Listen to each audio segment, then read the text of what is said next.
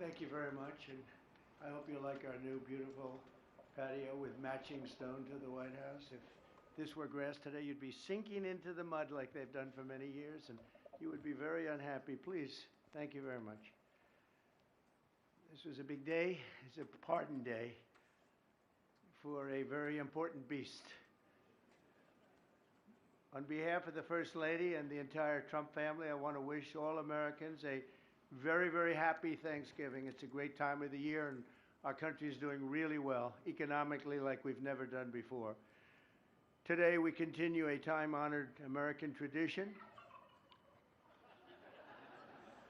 Well, that's a well-trained turkey. See how happy he is?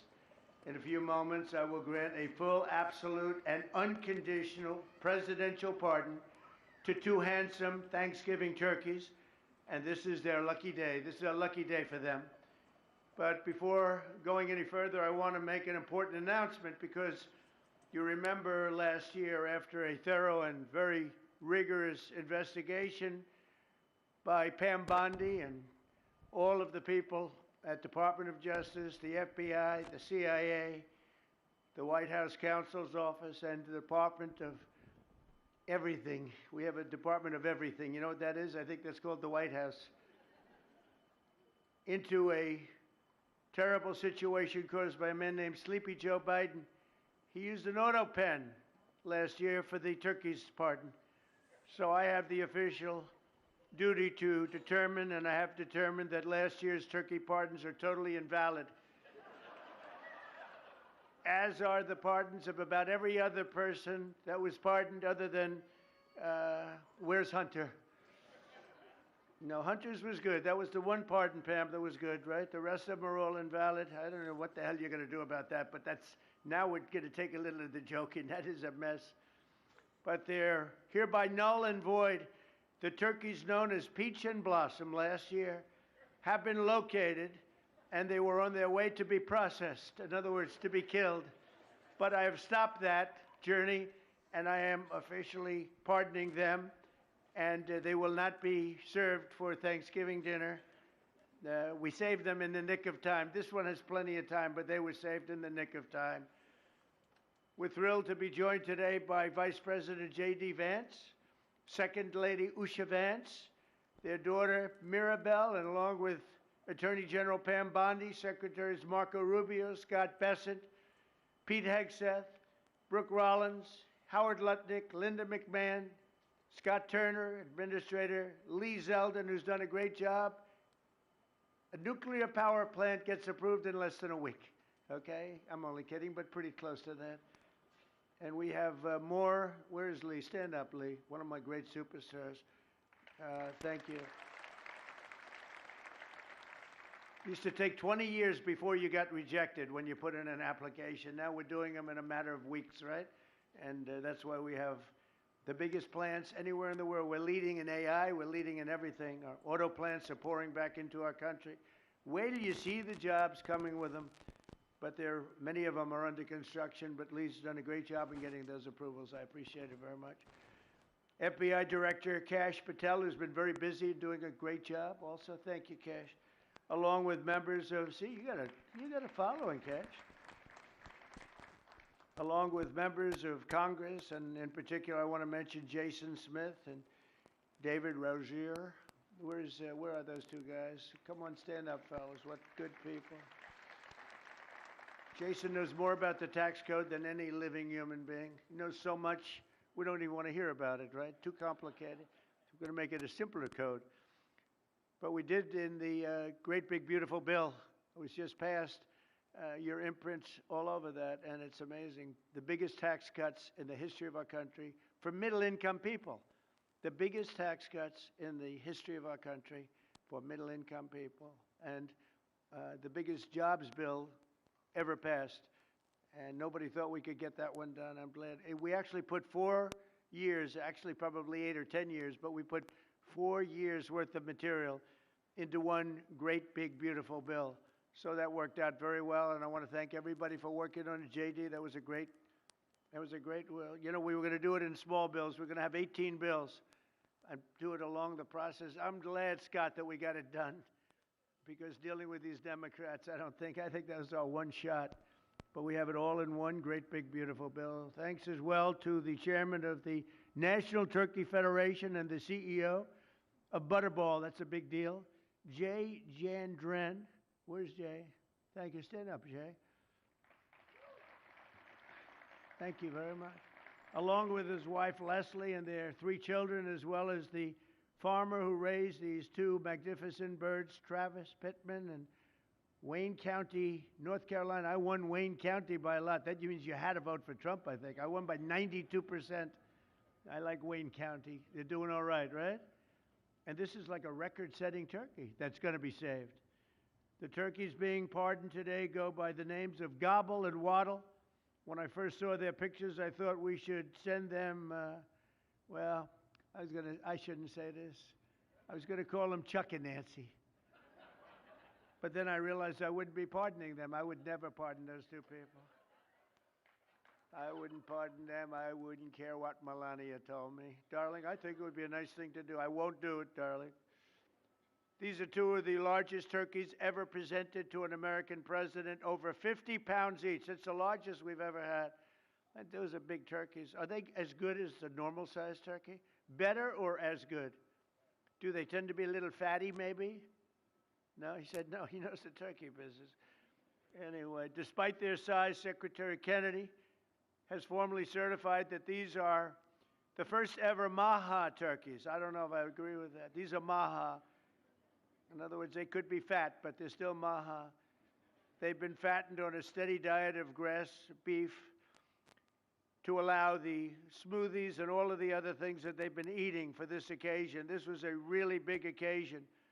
But they've eaten every fattening food that you can eat. We wanted to really make them special, and they really are. They're like record-setting. I've never seen a turkey that big before. Are they violent at all? Will they attack as I walk over? Because if they were, I'll stay right up here. But as you know, we're a tough-on-crime administration. We are tough on crime. You know, our border had 0 people coming in for the last 7 months, right? 0. I mean, even I find that hard to believe. They had millions and millions of people pour into our border from prisons, from mental institutions, gang members, drug dealers. They poured in to our country like we were stupid people. We're not stupid people anymore. But nobody's ever seen anything. The job that they've done on the Tom Homan, Kristi Noem, the whole group, the job they've done on the border is almost like a miracle. We have, and the people that make these statistics that said 0, they've said 0 for the last 7 months. It has to be like a few people got in, but they say 0. And they're radical left Democrats to do the scoring. So I can't imagine they did that for us. The truth is, we have no people coming into our country illegally. It's an amazing statistic, and I'm very proud of it. And we have the most people working in the United States today, by far, than we ever had in the history of our country. So those are all good numbers. But instead of pardons, some of my more enthusiastic staffers were already drafting the paperwork to ship Gobble and Waddle straight to the terrorist confinement center in El Salvador. And even those birds don't want to be there. You know what I mean. It was a tough. I'd like to thank the president of that country. They do a rather efficient job. It's got to be the largest prison in history. I've never seen anything like it. And a lot of people are behaving on our streets now. You know, Washington, D.C. is considered a safe zone. This was one of our most unsafe places anywhere in the United States. It is now considered a totally safe city. I won't tell you about murders. We're having murders, like a lot of murders, on a weekly basis. We haven't had a murder in 6 months. And it doesn't sound good even to say that. We haven't had a murder in 6 months. But when you were averaging 1 and even sometimes 2 a week, and you haven't had 1 in 6 months, you can walk with your family down the middle of any street, go to a restaurant, you won't get in. They're opening new restaurants all over, and it's really been a beautiful thing to see. So Washington, D.C. is now a totally safe city, and a year ago it was a criminal mess. We removed, Pam, 1,700 people, career criminals, and people that came to this city from Venezuela and many other places. They were let out of prisons and they came here. They were Tren de Aragua, a lot of Tren de Aragua, that's from Venezuela. And we got them all the hell out of our country, or they're in prisons now.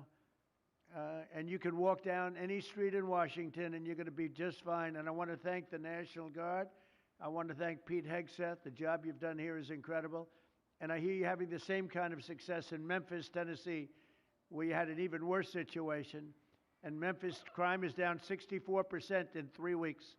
And by the time you have 4 or 5 weeks, you're going to have it down almost where there won't be crime. And we could do that in Chicago, by the way, if they would let us.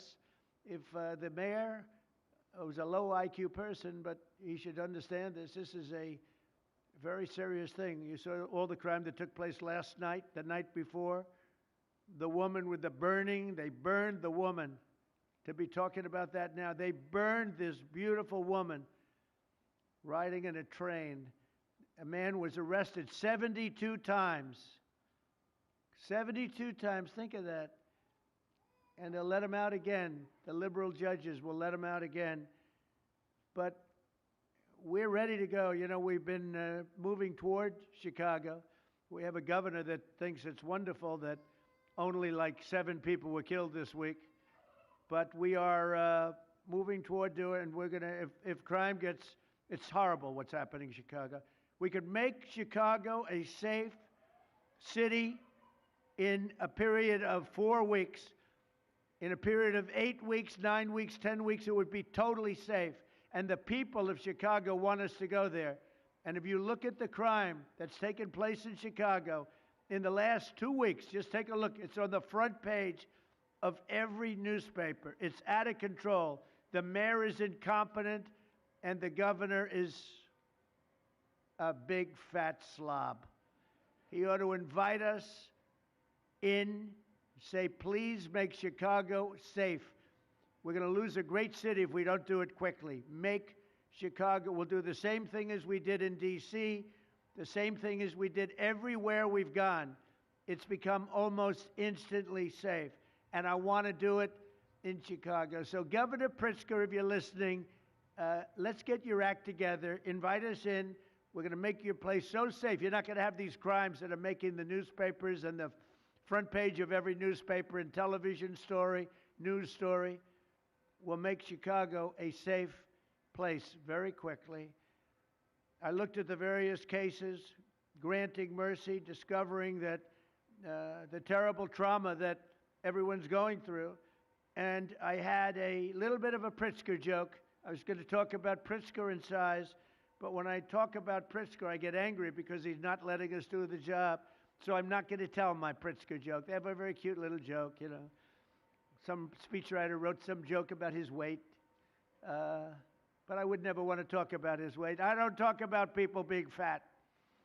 I refuse to talk about the fact that he's a fat slob. I don't mention it. On a more serious note, as we gather around the dinner table, I'd like to lose a few pounds too, by the way. And I'm not going to lose it on Thanksgiving, I can tell you that, because I'm going to have a turkey, but it's not going to be that one. I hope all Americans will have the chance to enjoy the fellowship of family and friends and renew our faith in God's providence. 1 year ago, we were a dead country 1 year ago. The King of Saudi Arabia said it to me. He said it to me actually 4 months ago when I was in Saudi Arabia, Qatar, UAE. He said, you know, 1 year ago, the United States was a dead country, and now you've got the hottest country anywhere in the world. We're the hottest country. We have $18 trillion being invested. As of now, we're not even close to being 1 year. The most ever was $2 trillion for a certain country I won't name during the last administration. In 4 years, they had less than $1 trillion being invested in the country. In 9 months, we have over $18 trillion. It's a number that nobody has ever even thought possible. And that's in building plants and building so many things, investments in our country. Nobody's ever seen anything like it. But we have more people working. We have more people praying. The churches are coming back. I don't know if you've been reading that story, but religion is coming back to America. Some people say, oh, why would you mention that? To me, that's a big deal. And this Thanksgiving, we're also making incredible strides to make America affordable again. Walmart announced that the cost of their standard Thanksgiving meal is 25% lower than just 1 year ago. That's a big deal. According to the USDA, the price of Thanksgiving turkey is down 33% from its Biden-era highs. Potatoes are down 13%. Ham is down 15% compared to last Thanksgiving. So we are down to a level that we haven't seen in a long time. Egg prices are down 86% since March, and gasoline will soon be hovering around $2 a gallon. Under our leadership, we passed the largest tax cuts in history, the largest spending cuts in history, the largest regulation cuts in history, and we have fully secured our southern border. I've also ended 8 wars in 9 months, and we're working on that final war. It's not easy, but I don't know. I think we're going to get there. 25,000 soldiers, Ukraine, Russia. In the last month, 25,000 soldiers have died. So I think we're getting very close to a deal. We'll find out. I thought that one would have been gone quicker. We did 8. I thought that would have been an easier one, but I think we're making progress. In less than 1 year, we've accomplished more than most other administrations have accomplished in 8 years. And this is a very special Thanksgiving. We thank God for his many blessings and the great success that this country has seen in the short period of time. We draw strength from the love of family and friends, and we express our undying gratitude for the men and the women of the United States Armed Forces. We love them. We pray that peace and prosperity will continue to bless our land, and together we'll really just keep this great drive going to make America great again. MAGA, I think it's the greatest expression in the history of politics. Make America great again. So once again, Melania, thank you for doing such a great job and being such a great First Lady. And now let's go and give Gobble, Waddle. Waddle, by the way, is missing in action, but that's okay. We'll pretend Waddle is here. The gift that they've been waiting for. And I'll move over and I will just say very nicely, Gobble, your pardon. Come on, let's say it in front of Gobble.